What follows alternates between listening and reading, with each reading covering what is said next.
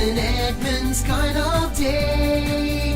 It's an Edmonds kind of day. Welcome to another awesome Edmonds kind of day.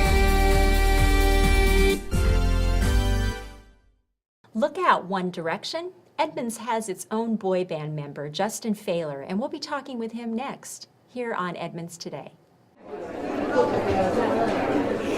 Another opening, another show.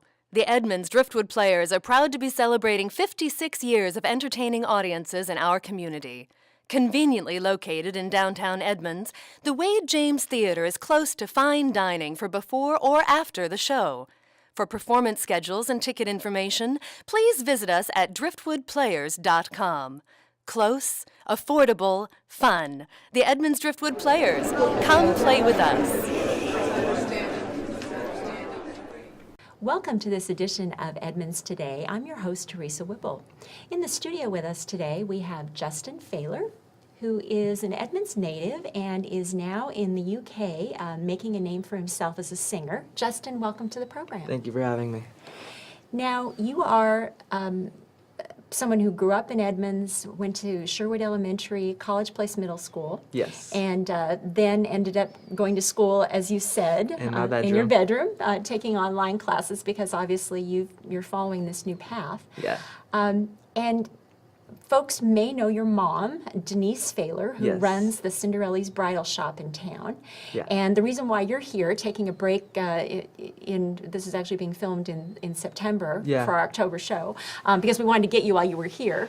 And your mom is actually closing her store, and as many people might know in town, and the reason is because she wants to move over to the UK and spend time with you. Yes, and honestly, that's amazing. I just could never thank her enough for what she's doing. Mm-hmm. And you're 17 now, right? Just turned 17. Okay.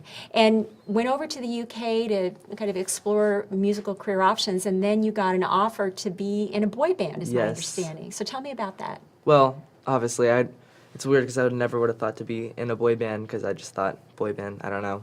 But then the whole thing with it, I was like, okay, actually, it seems kind of cool and everything. And all the guys are amazing. I met them before and everything. And so it was just a great opportunity, and it's amazing. So. Mm-hmm. And the three other guys that you're in the band with are all Yes. from the UK or Ireland. I guess Yes. one of them is from there. Yes. And when people who are watching are thinking boy band, I'm sure they might be thinking, oh, Backstreet Boys, NSYNC, Yes. something like that. So is it that same kind of idea? Kinda like, we'll obviously won't be like exactly like that. We'll be doing dancing, but not to like the extent of like what they do. But we will be doing like that kind of genre-ish, kind of that style. Okay. Your group is in the UK, but it's called Stateside. Yes. Why is that? Well, to be honest, I asked the same question, and our management said pretty much because I'm the only American in the group. And if people want to catch some of the songs that you guys are performing, where would they do that? On SoundCloud and YouTube, just Okay. type in Stateside. Okay, very good. And now that you're home for a little while, what are you kind of catching up on with friends? What else are you doing while you're here? Buying clothes. Pretty much just kind of relaxing, Yeah. to be completely honest. When you go out and are meeting fans, I would imagine one of the strangest parts for you is you've become somewhat of a celebrity, haven't you? No, I wouldn't say celebrity. I would just say it's just weird knowing like the people kind of know who you are. Mm-hmm. It's just a strange feeling, but on the other hand, it's really nice like knowing they appreciate kind of like what you do. Right. So it's a great feeling. Right. And you're on Twitter Yes. at Justin Fehler, Yes. right? And I've noticed just following you a little bit on Twitter that you do have a lot of, it appears to be 12 and 13-year-old girls who are tweeting you, and you wake up in the morning and they're there, I would say our fans are probably like one of the best. They're amazing because they always care for us and what we do, and they're always so sweet. So honestly, we love them all. That's all great. of us love them. Wonderful. Well, Justin, thanks so much for being on the program, Thank you and so good much for luck to having you. me. Thank you. 'Cause you get light of the more it gets dark. I wanna give you my heart. I'm Peggy Sanders. At Sanders Law Group, we represent seniors. Our goal is your independence, security, and peace of mind. Call today for a 1/2-hour free consultation. Welcome to Edmonds Today. I'm your host, Teresa Whipple. In the studio with us today, we have Gary Haakenson. Gary, welcome to the program. Well, good morning. Thanks for having me. Yeah, you are probably one of the best-known figures around Edmonds in terms of somebody that name recognition, face recognition, and it's great to have you here because I know there are many who have been fascinated by the last few years of your career. Mayor of Edmonds, City Council before that, and then you ended up in the County Executive's office. But let's start with some history on you. You were a successful business person, owner of the Above the Belt stores, which became Zoomies. Why did you go into politics and public service? That's a really good question. I asked myself that a lot over the last 18 years. When I retired from Zoomies, actually, and stepped back from active day-to-day management, I opened a little baseball card shop in Perrineville, and often in the mornings I would have coffee with a couple of the Edmonds City Council members. And the more we talked, the more they tried to persuade me to be involved in politics and join the council. And I withstood their efforts for quite a long time until I decided that maybe it was time to join the council. Okay, so 1996 you were elected to the City Council, and then in 2000 became mayor, correct? Correct. Now, what was the next phase for seeking the mayoral position? Why did I do it? Yeah. Those same city council members that I had met with asked me to join the council, then started asking me if I would run for mayor.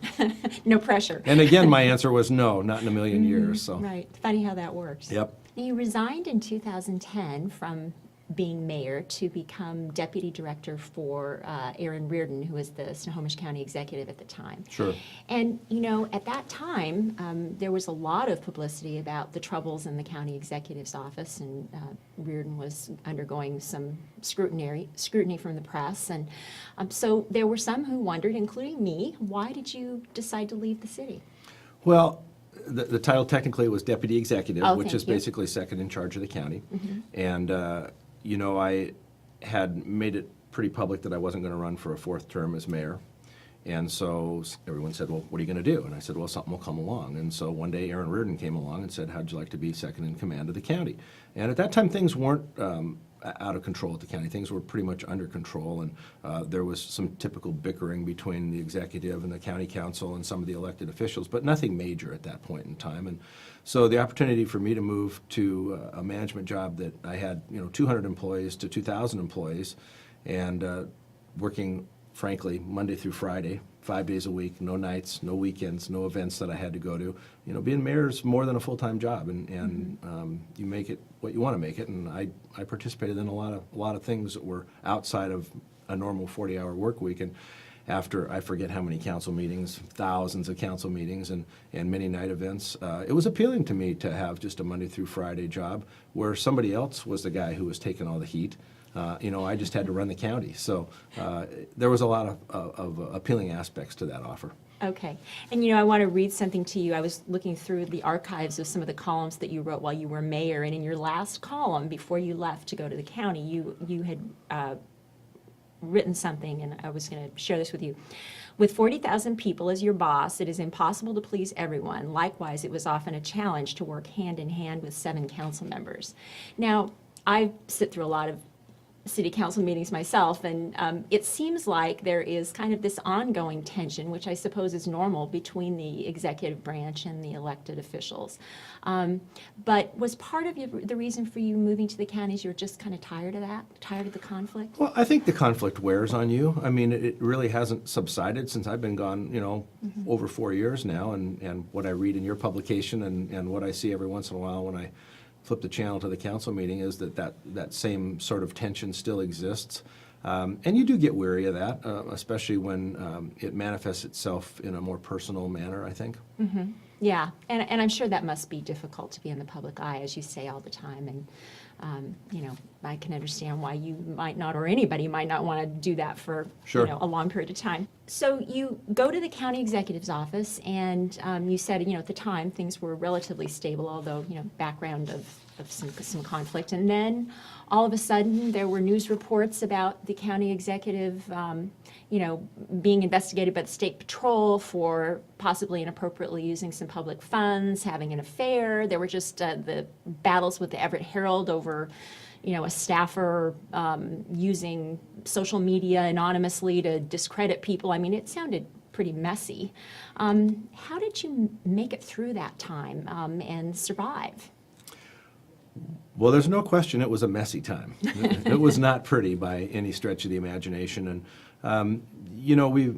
we were fortunate to have a great crew of directors, for department directors up there.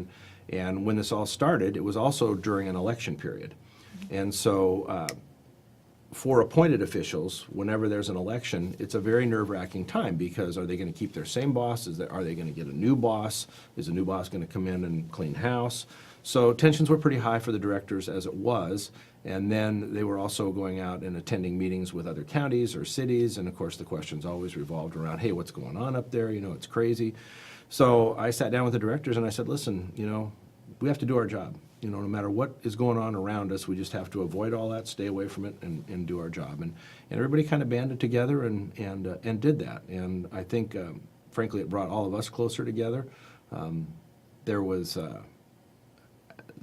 the press and the media and all the circus atmosphere that was around. There were camera crews there all the time.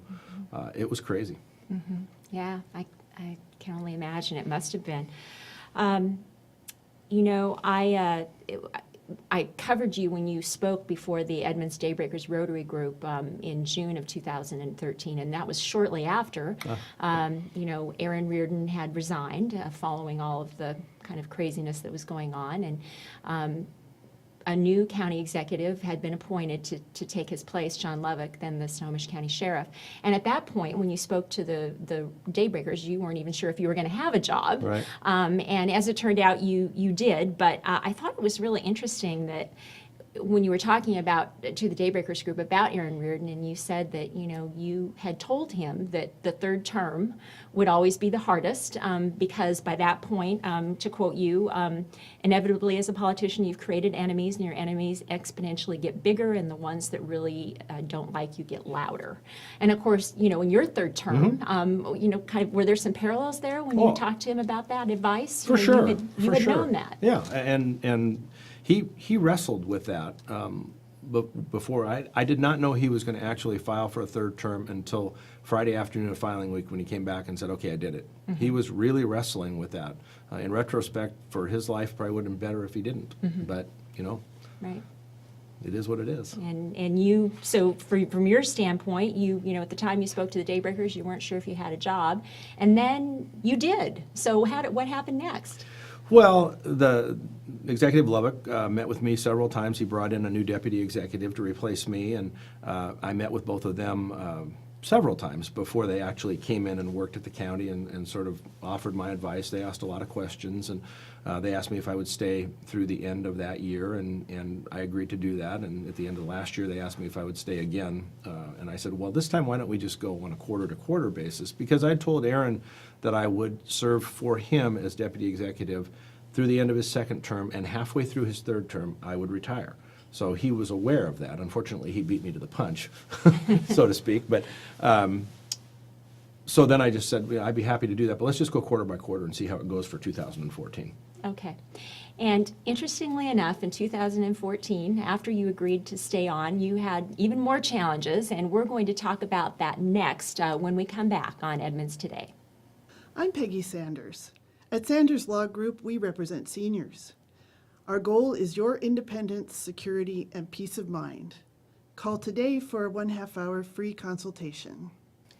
Welcome back to Edmonds Today. I'm your host, Teresa Whipple, and we are going to continue our conversation with former Edmonds Mayor Gary Haakenson. Gary, we were talking about the challenges that you faced when you stayed on with the new county executive, John Lovick, and that manifested itself in something that nobody could have predicted, which was the 5:30 landslide. Tell me what happened during that time. Sure.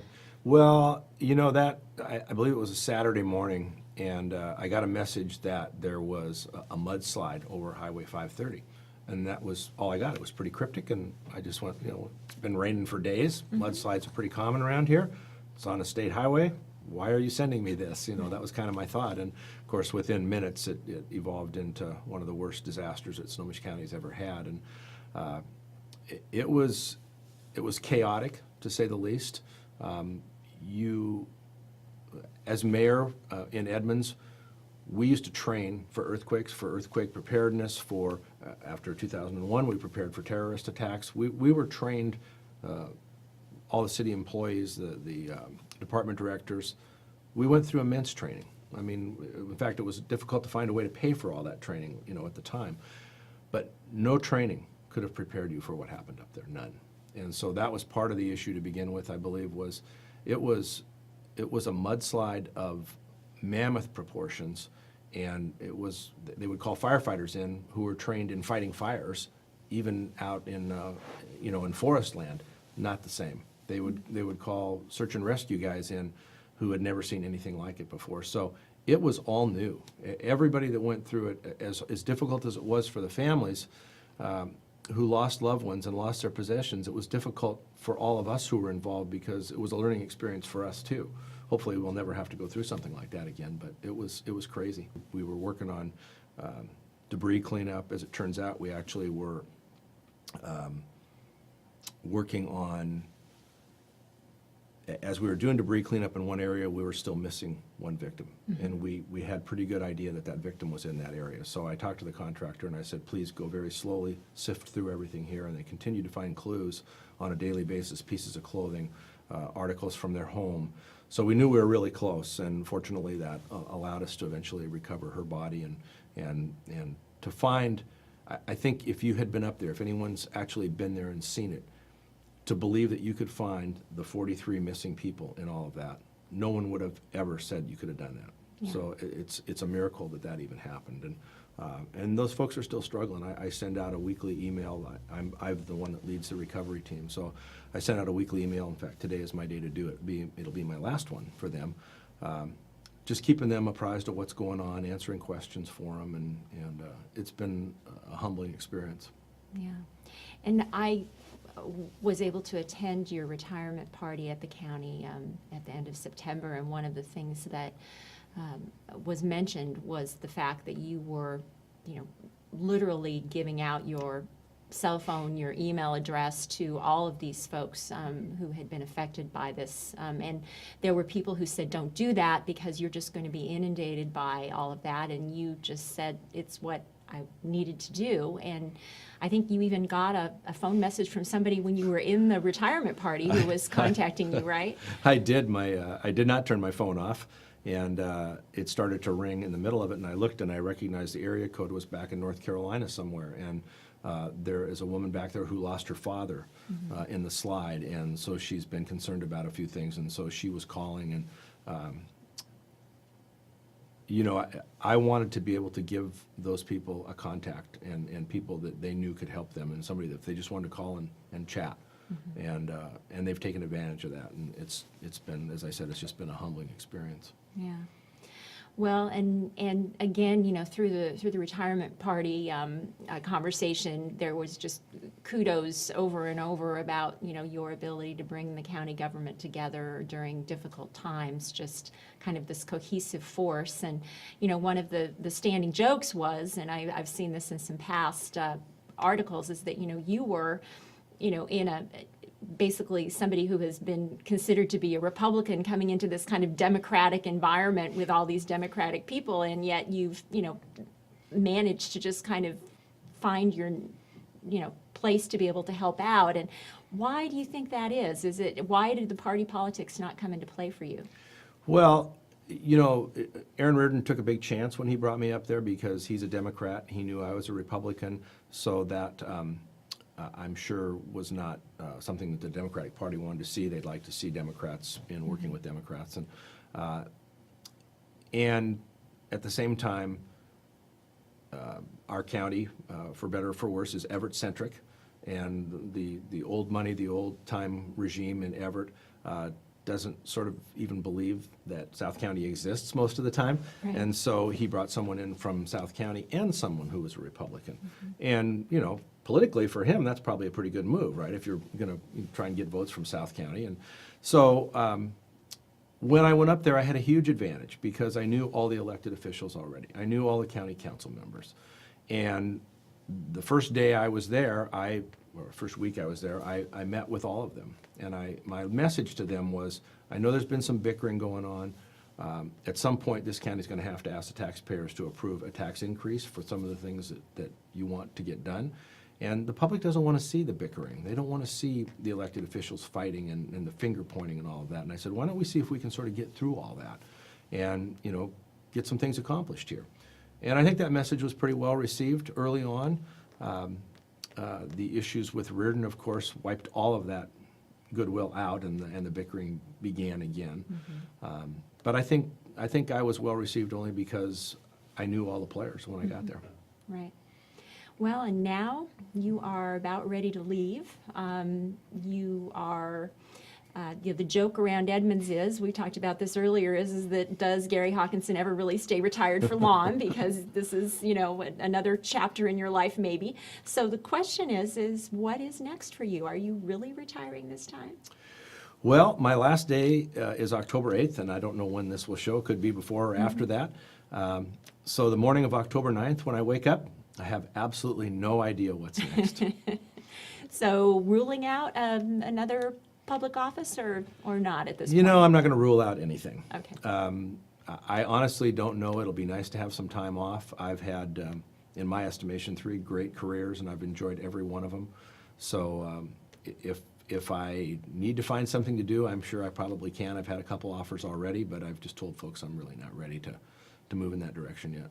Okay, and I'm sure your wife Dolly, who also got a lot of kudos at the retirement party for her kind of patient, you know, putting up with all of the things that, you know, you had to go through. I'm sure she will appreciate having some time with you. You know, I don't think those folks that spoke, I think understand. Anybody who's in public office understands. But not only as mayor was I gone a lot, and so she was home by herself, but oftentimes she would attend with me. And so, you know, when you're mayor, you have to be on all the time, day or night, no matter where you're at. Even if you're shopping at QFC, you know, people want to come up and talk to you. And she, I think, grew a little weary of that, having to be on all the time and everything. And then, you know, you, of course, as a spouse, gather your own opinions of things and of people and how things go. And so sometimes you just have to bite your tongue and, you know. Yeah. So I think she was glad that was over. So she thinks having me home is going to be a wonderful thing. Check back with me in a month. We'll see how that's working out.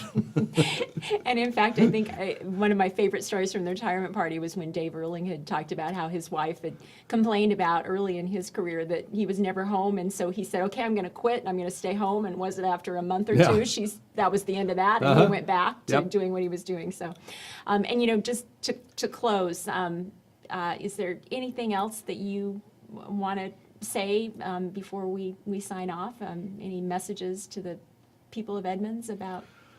Well, you know, I first of all, I have to say that, you know, my success in Edmonds and my success at the county it all comes from the employees that work for me. I mean, they're the ones that got the job done, and particularly at the county during all those tough times, they kept their nose to the grindstone and did their jobs. And I sometimes think it doesn't matter who's mayor or who's county executive, that as long as you've got good employees, the work's going to continue on. Sometimes maybe we just get in the way of that. So I miss the people of Edmonds. I get asked all the time. You know, they don't see me a lot because I've been up at the county, and so now, for better or for worse, they're going to see me more. But the people of Edmonds have been just so supportive of me through all my time on the council and as mayor. You saw it on Tuesday. I don't know how many people. There was 25 or 30 people from Edmonds there at my retirement party, and I really appreciate that, and I'm humbled by it. So it's been great. I look forward to seeing them around town. Okay. Well, we look forward to seeing you around town, too, and thanks for being on the program today. Thanks. Appreciate it. Yep.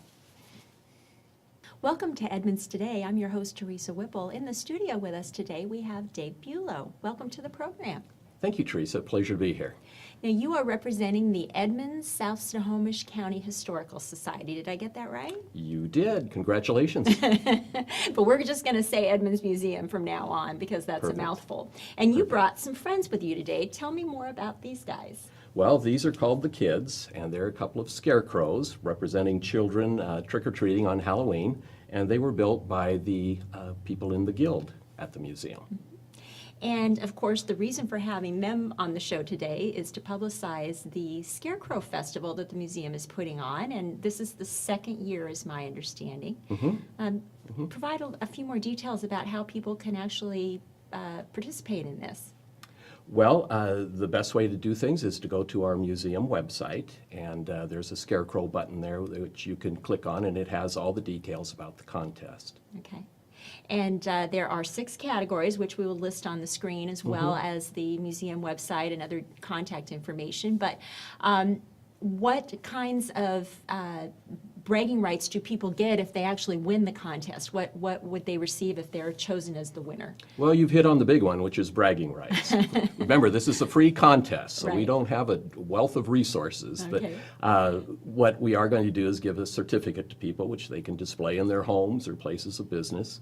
They also get a 2015 membership to the museum. Okay. And if you're a business, the publicity that goes along with it, which is one of the main reasons we're having the contest, is to help our merchant members and people in Edmonds. And as you mentioned already, bragging rights. Right. And for those people there who maybe have never been to the museum, that of course is the beautiful Carnegie Library building across from City Hall on 5th Avenue, and it has been recently remodeled. It's a gorgeous facility, and really does talk a lot about the history of town, which many people are maybe not aware of, all of our rich history here. And the museum also has another big event going on in October, and maybe you can talk more about that. We do. Our Heritage Day dinner, which is primarily a fundraiser.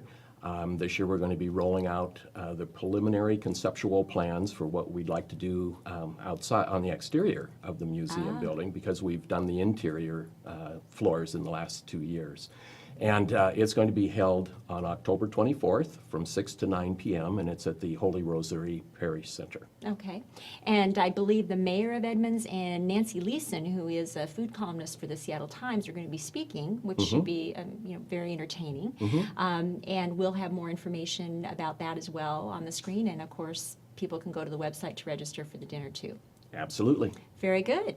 Well, we look forward to seeing all the scarecrows popping up around town. And I have to say, last year the creativity was quite amazing. And, you know, one more thing, people don't need to feel intimidated about making their own scarecrow, right? It's not that hard.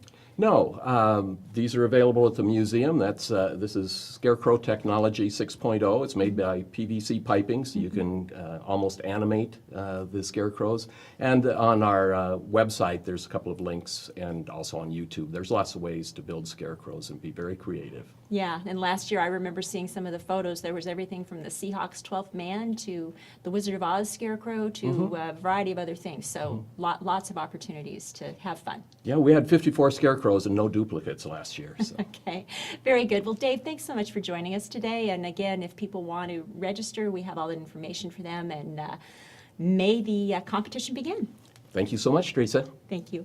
Hi, I'm Janette Turner with Edmonds Happy Hour, and I'm here today with Al and Saida Castillo at Las Brisas. And Al is going to make a happy hour margarita for us. Hey, Janette, how you doing? Yeah, we will show you guys how to make the margarita. So first of all, we're gonna use salt green. Then we're gonna use a little bit sweet and sour, little agave syrup. Don't forget the tequila. You can add maybe 1.5 ounces. I think it's more than enough. Depends how you like it. Scoop the ice, little water. Then you just shake it.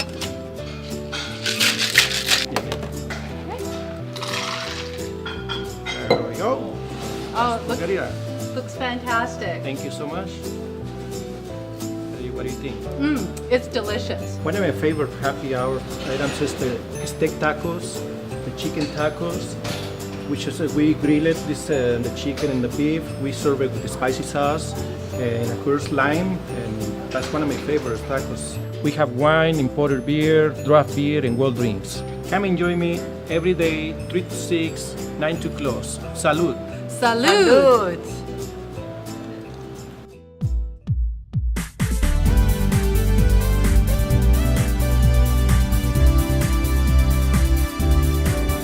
It's an Edmonds kind of day. It's an Edmonds kind of day. Welcome to another awesome Edmonds kind of day.